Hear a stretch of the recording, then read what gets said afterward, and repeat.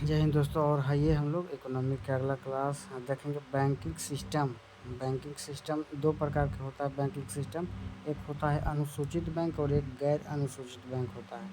अनुसूचित बैंक और गैर अनुसूचित बैंक। अनुसूचित बैंक भी दो प्रकार का, एक होता है राष्ट्रीय बैंक, एक होता है अन्य बैंक। राष्ट्रीय बैंक 12 प्रकार के हैं। अन्य बैंक जिसे विदेशी बैंक होता है वो अन्य बैंक है। और गैर अनुसूचित बैंक का कोई प्रकार नहीं होता है। अब आएंगे बैंकिंग का इतिहास जानेंगे। तो भारत का जो पहला बैंक था बैंक ऑफ हिंदुस्तान 1770 में, जिसे यूरोपियन बैंक कहते हैं। अब अवध कमर्शियल बैंक 1881 में, यूरोपियन प्लस इंडियन था। तो क्वेश्चन आएगा भारत का जो पहला बैंक कौन था, तो बैंक ऑफ हिंदुस्तान हो जाएगा। लेकिन अगर क्वेश्चन पूछेगा कि भारतीयों द्वारा स्थापित भारत का पहला बैंक, तो पंजाब नेशनल बैंक 1894 में। स्थापना के समय इसका मुख्यालय लाहौर में था। वर्तमान में मुख्यालय अभी मुंबई में है और इसका स्थापना लाला लाजपत राय और दयाल सिंह ने किए थे। नेक्स्ट देखेंगे प्रेसिडेंसी बैंक। प्रेसिडेंसी बैंक क्या होता है, तो presidency bank bank of Kolkata, bank of Bombay, bank of Madras को मिलाकर जो बैंक बना उसे हम प्रेसिडेंसी बैंक कहेंगे। बैंक ऑफ कोलकाता 1806 ईस्वी में स्थापना, बैंक ऑफ बम्बई 1840 में, बैंक ऑफ मद्रास की स्थापना 1843 में हुआ था। तीनों बैंकों का विलय 1921 में हुआ, जिसे इसको बना दिया गया इंपीरियल बैंक। इंपीरियल बैंक का स्थापना 1955 में एसबीआई के नाम से हुआ। अब आते हैं एसबीआई, जिसे स्टेट बैंक ऑफ इंडिया कहते हैं। तो स्टेट बैंक का स्थापना 1955 में हुआ। सार्वजनिक क्षेत्र का सबसे बड़ा बैंक है एसबीआई। देश एवं विदेश में सबसे अधिक शाखा। जम्मू कश्मीर में अपना पहला एटीएम खोलने वाला जो बैंक था डल झील में, वो एसबीआई था। अब आते हैं आरबीआई के बारे में समझेंगे। आरबीआई की स्थापना कब हुआ, तो 1934 के अधिनियम में 1 अप्रैल 1935 को स्थापना हुआ। इसका पूंजी 5 करोड़ लगा था स्थापना के समय। 1935 के भारत परिषद अधिनियम के द्वारा मान्यता इसे मिला। आरबीआई को बैंकों का बैंक कहते हैं। आरबीआई का लोगो जो है ताड़ का वृक्ष है, पाम ट्री और रॉयल बंगाल टाइगर, ये आरबीआई का लोगो है। नेक्स्ट केंद्रीय बैंक है। आरबीआई एक केंद्रीय बैंक है। आरबीआई सरकार का बैंक होता है। आरबीआई का राष्ट्रीयकरण 1 जनवरी 1949 को हुआ था। आरबीआई का प्रथम गवर्नर आसवान स्मिथ था। आरबीआई का प्रथम भारतीय गवर्नर सीडी देशमुख थे। वाणिज्यिक बैंक का राष्ट्रीयकरण कब हुआ, तो वाणिज्यिक बैंक का राष्ट्रीयकरण 1969 ईस्वी में हुआ था और एक हुआ था 1980 में। वाणिज्यिक बैंक में 14 बैंकों का राष्ट्रीयकरण, कुल शाखा 50 करोड़ रुपया लगा था। और 1980 में जो था 6 बैंक का राष्ट्रीयकरण, कुल शाख 200 करोड़ रुपया। कुल राष्ट्रीय बैंककृत की संख्या 20 है और राष्ट्रीयकरण के बाद पहला बैंक का विलय हुआ। क्वेश्चन बहुत इंपॉर्टेंट है कि राष्ट्रीयकरण के बाद पहला बैंक का विलय हुआ न्यू बैंक ऑफ इंडिया, मिला दिया गया पंजाब नेशनल बैंक में। अब राष्ट्रीयकृत बैंक 2019 में 19 हो गया और 2019 में ओरिएंट बैंक ऑफ कॉमर्स और यूनाइटेड बैंक ऑफ इंडिया मिलकर पंजाब नेशनल बैंक का स्थापना हो गया। अब 2019 में विजया बैंक, देना बैंक, बैंक ऑफ बड़ौदा में विलय हो गया। 2019 में आंध्रा बैंक कॉरपोरेशन बैंक का विलय यूनियन बैंक में हो गया।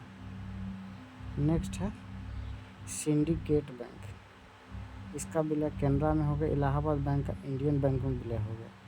वर्तमान समय में राष्ट्रीयकृत बैंकों की संख्या अब 12 हो गई है। आरबीआई के कार्य क्या होता है, तो नोटों का निर्गमन करना, न्यूनतम कोष प्रणाली, बैंकों पर नियंत्रण करना, विदेशी मुद्रा पर नियंत्रण करना, मौद्रिक नीति जारी करने का कार्य प्रत्येक 2 महीने पर यानी साल में 6 बार, साख पर नियंत्रण, विश्वास ऋण लौटाने की क्षमता।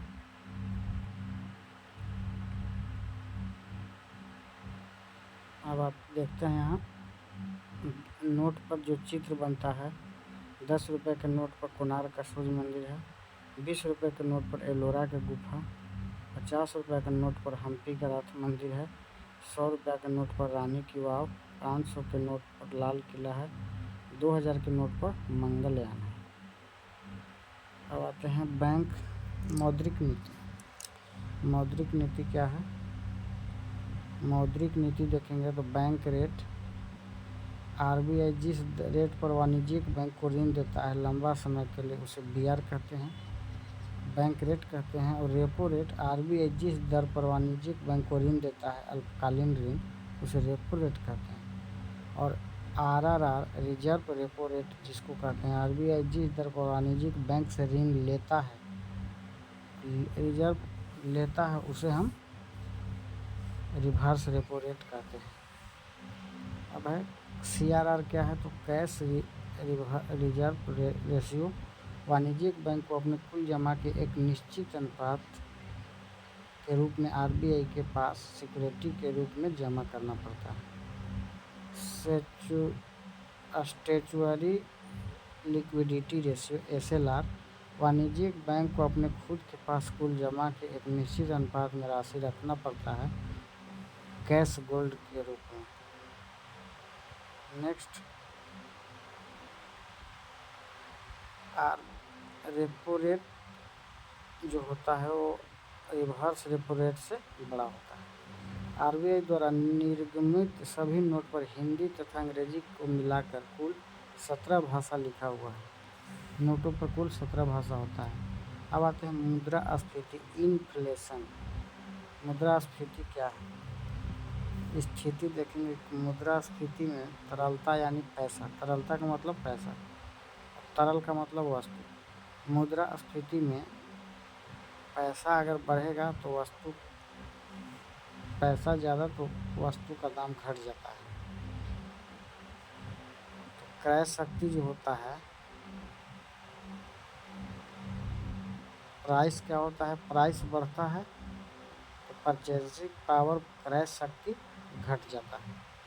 और अपस्फीति में क्या होता है? डिफ्लेक्शन में पैसा बढ़ता है तो वस्तु भी बढ़ जाता है। जिससे होता क्या है कि जिससे पैसा घट जाता है और क्रय शक्ति बढ़ जाता है। अब आते हैं विस्फीति, डिसइन्फ्लेशन। इसमें पैसा धीरे धीरे बढ़ता है और वस्तु धीरे धीरे वस्तु का मूल्य घटता है। तो इससे क्या होता है कि पैसा बढ़ जाता है और धीरे धीरे यहाँ पे क्रय शक्ति घटने लगता है। नेक्स्ट है मंदी। मंदी में पैसा घट जाता है और वस्तु का मूल्य बढ़ जाता है तो मंदी आ जाता है। अगर मंदी को कम करना है तो पैसा को बढ़ाना होगा और वस्तु के दाम को भी बढ़ाना होगा। अब आते हैं महामंदी में क्या होता है? पैसा घट जाता है बहुत ज़्यादा और वस्तु का मूल्य भी घट जाता है। महामुद्रास्फीति होता है जिसमें पैसा बहुत मात्रा में बढ़ जाता है और वस्तु का मूल्य घट जाता है। मुद्रास्फीति जनित मंदी जो है वो मुद्रास्फीति प्लस मंदी होता है, प्लस बेरोजगारी भी हो जाता है। तो डिफ्लेक्शन, अपस्फीति बाजार में अपने आप आता है, लेकिन रिफ्लेक्शन को जानबूझकर मंदी के दूर करने के लिए किया जाता है। रिफ्लेक्शन को, मंदी को कम करते हैं जानबूझकर। नेक्स्ट है मुद्रास्फीति। तो हम लोग नेक्स्ट वीडियो में मुद्रास्फीति पढ़ेंगे।